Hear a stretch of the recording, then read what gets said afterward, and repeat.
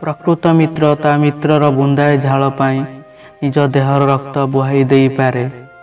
ଦୁଷ୍ଟ ମିତ୍ର ଅପେକ୍ଷା ବରଂ କୁମ୍ଭୀର ଭଲ, କାରଣ ସେ ଦରକାର ବେଳେ ନକଲି ଲୁହ ବୁହାଇ ସମବେଦନା ଦେଖାଇପାରେ।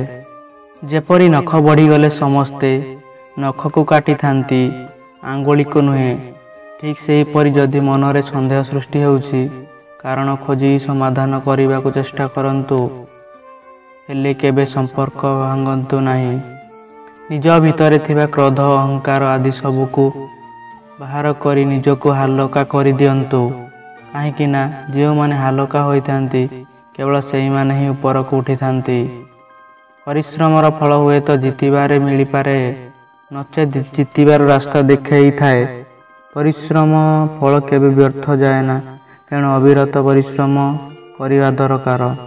କଠିନ ରାସ୍ତା ଦେଖି କେବେ ଡରନ୍ତୁ ନାହିଁ, କାହିଁକି ନା କଠିନ ରାସ୍ତାର ଶେଷ ସବୁବେଳେ ଏକ ସୁନ୍ଦର ଲକ୍ଷ୍ୟସ୍ଥଳରେ ହୋଇଥାଏ।